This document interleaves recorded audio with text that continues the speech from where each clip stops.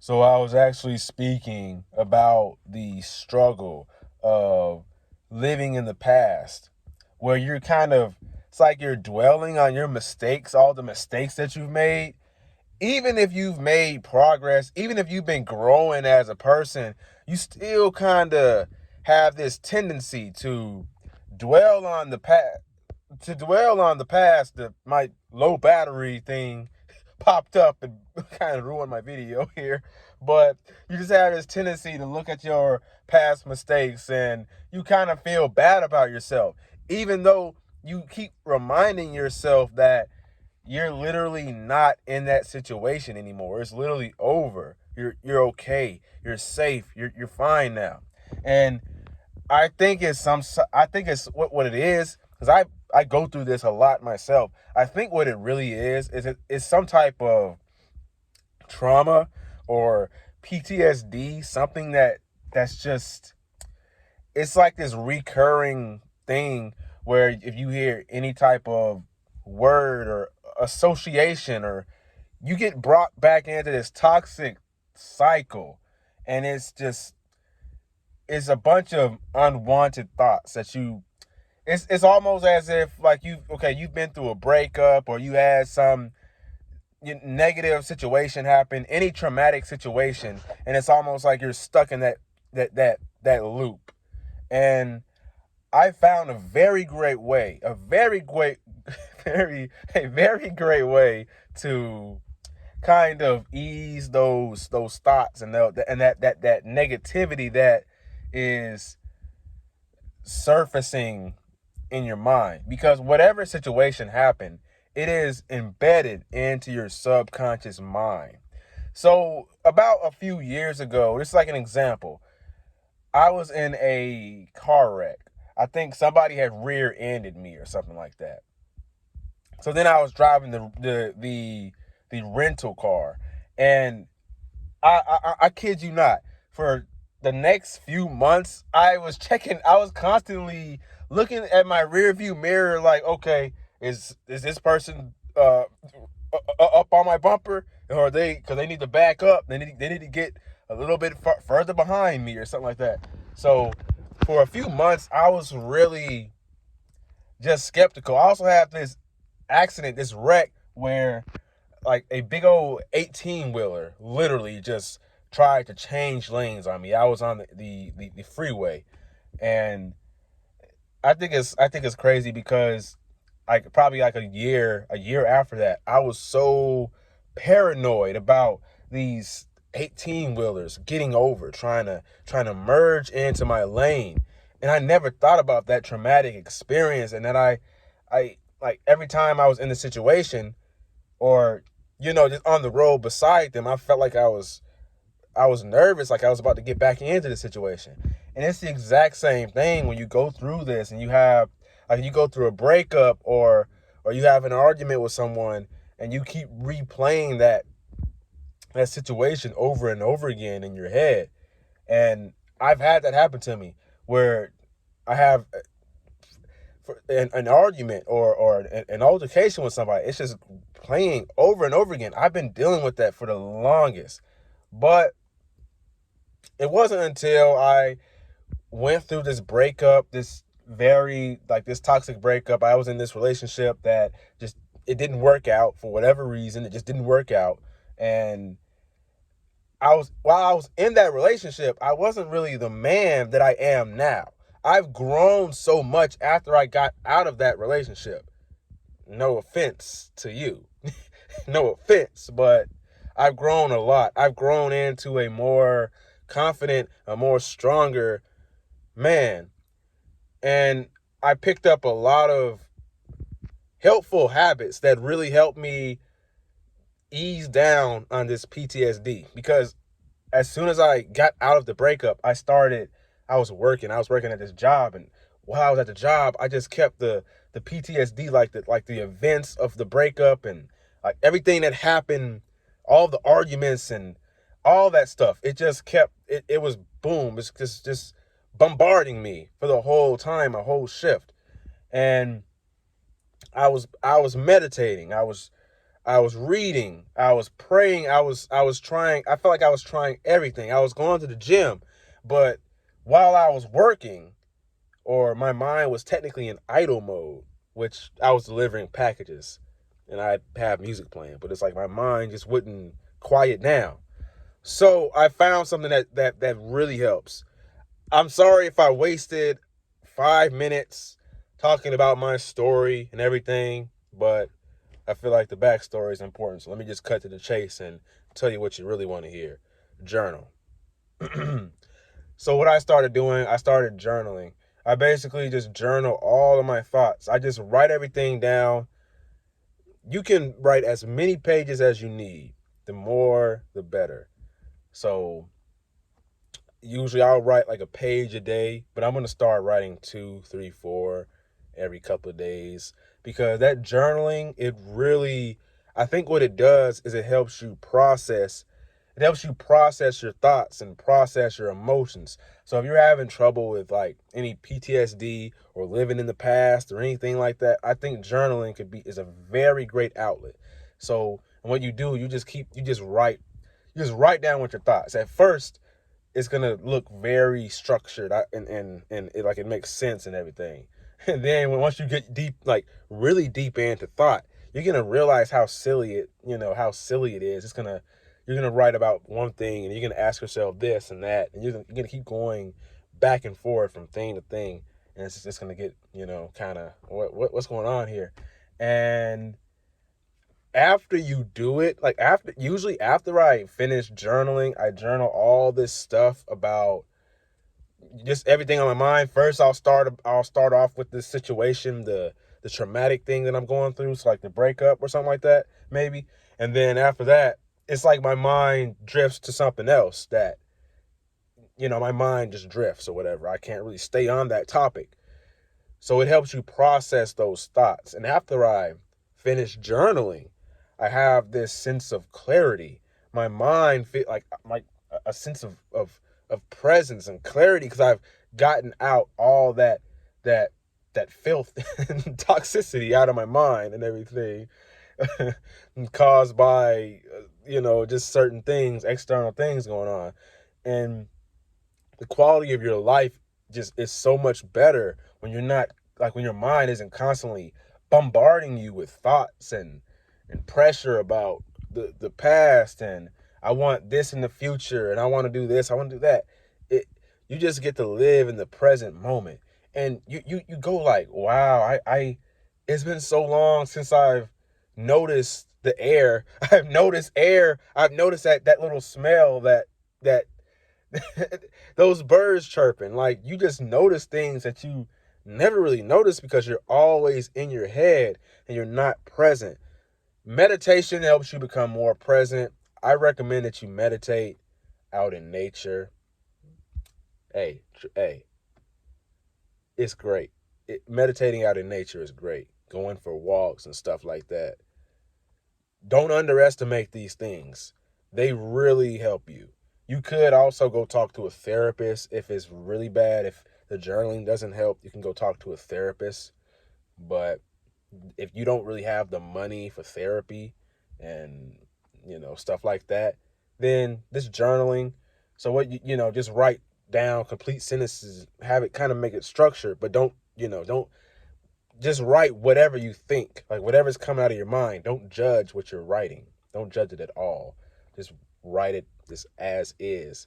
And you kind of want to, what I'll do is I'll ask myself questions like, why can't I let go? Why am I still stuck in the past?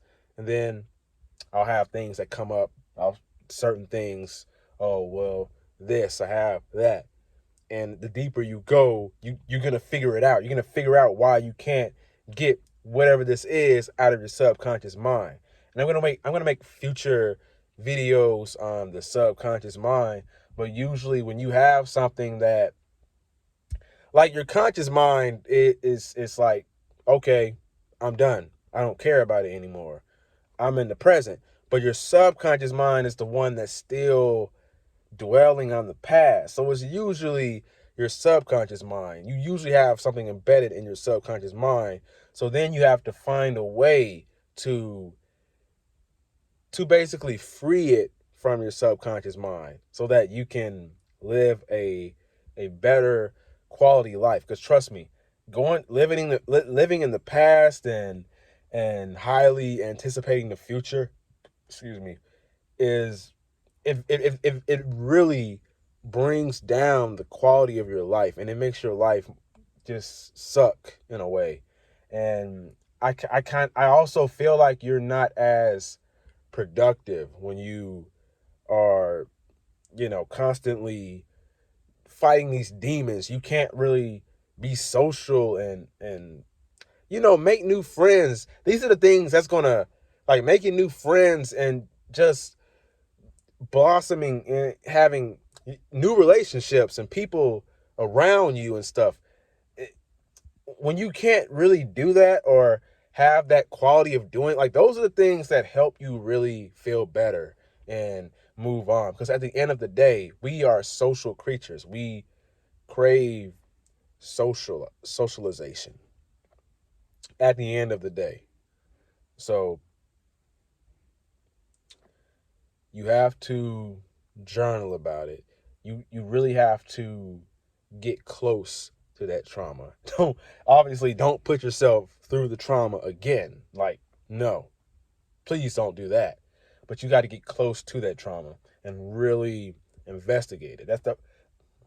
I just bit my tongue.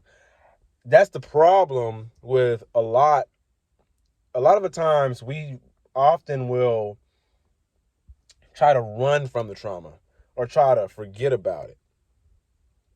Like, okay, you went through this breakup or you had this traumatic situation. Whatever you went through, you can't heal. You can't move on from trying to forget about it. We have to remember what the definition of let go is. The definition of let go or move on is essentially to accept the reality, accept the truth of what happened. So you have to look at it like this. This person, or you are no longer in that situation. So it is no longer your responsibility to be worried about it or to stress over it, because it's not your responsibility. You have been relieved of your duties of that friendship or that situation or whatever it is. And you may still have love for this person. You may still, be connected in a way, but you can still, you can love this person, but love them from a distance. Yeah, I said it. See, a lot of people say, "Oh, yeah, you can't. You have to hate the person. You have to hate them. You have to dislike them." No, no, no, no. You don't need to be mad. No, being angry is actually worse. You don't need to be angry at the person. In order to you have to forgive that person that did you wrong. Just forgive them. Forgive them. Because they didn't really, you have to think about it like this. They didn't really mean to do what they did. They didn't mean to. They really, they really didn't understand what they were doing. They just did it. They didn't mean to do it. So you have to forgive them because they're not this evil person that sometimes you may perceive them to be this evil person, but truth is they didn't really mean to hurt you, or they didn't mean to cause you to go through what you went through. And I think that part of the reason that it's so hard to move on or heal from anything, or like that thing that causes you to keep living in the past, because you don't really forgive that person. You carry so much resentment and anger, hate for that person when they really didn't mean to do you that way. But you also have to remember it for this also. That situation that you went through, that breakup, that argument, that situation, whatever it was, it happened for a reason. It happened to make you into the person that you need to be.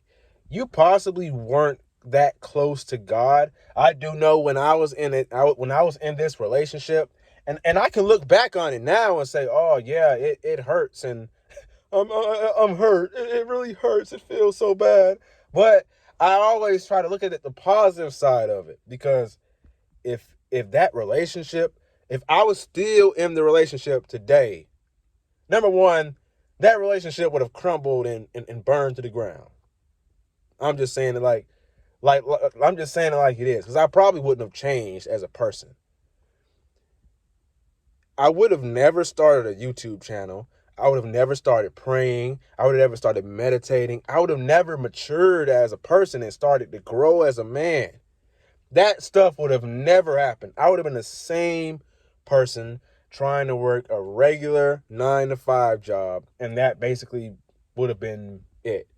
I would have actually had more regret if I was still in that situation, because I never pursued my dreams and my goals, or trying to be an entrepreneur. Because when I was in this situation, I didn't have that much encouragement or to pursue that path of entrepreneurship. And it's understandable, because when you're in a relationship or you're in a situation, you have to have something stable. You gotta be stable. But once you get it working out, once you get everything working, you know what I'm saying, then you can go and pursue that stuff and be in a relationship.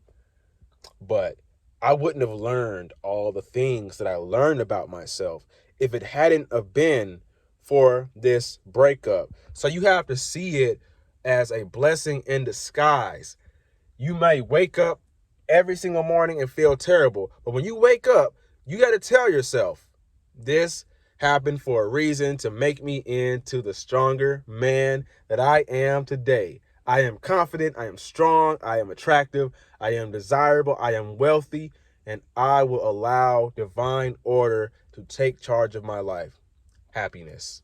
God will have my back. God loves me no matter what. All I need is God's love, and that is all. If you enjoyed this video, make sure you give this video a thumbs up, comment, and make sure you subscribe. And my name is Raheem the GOAT, by the way. I make content on mental health, tips on success, all types of stuff. So if that's the path you're going down, you want to change your life forever, make sure you subscribe and book a one-on-one coaching session with me. Promise you will love it. I am thrilled. I'm thrilled to talk to you about the things that you have going on in your life, because I went through the same exact thing. And all I want to do is give you the best opportunity to become the best version of yourself. So, like I say, at the end of every single video, never give up. Your younger self is rooting for you. Hope that helped.